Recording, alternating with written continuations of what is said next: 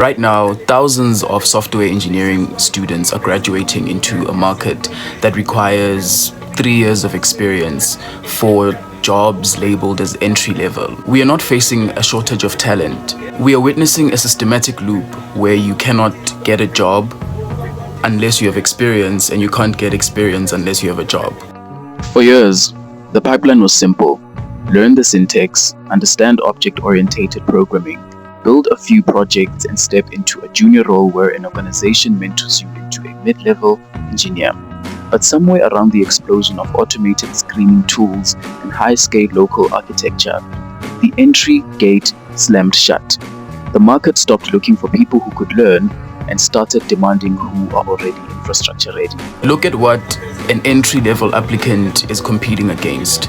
It's no longer enough to write clean Python syntax or construct a basic Java class. The modern junior developer is expected to know the entire software development lifecycle fresh out of the box. They are navigating cloud environments, debugging API integrations, taking user interfaces in mind, all that before they even attend their first code review.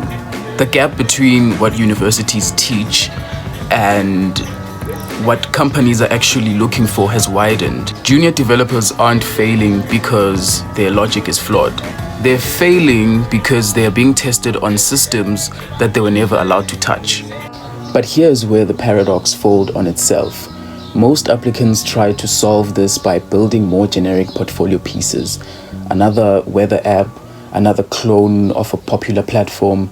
They think the market wants volume. It doesn't. The market wants proof of reliability.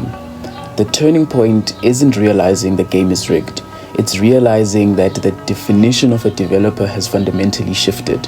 Companies aren't hiring code writers anymore. They are hiring system stabilizers.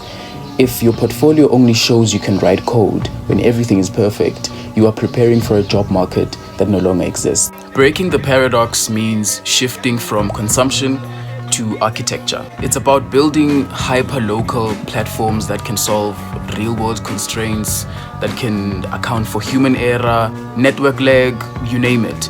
It's about moving from comfortable consumption of tutorials to real development friction, because really the industry doesn't actually need more junior developers that follow instructions. It needs engineers who know exactly what to do when systems break. So look at your current project.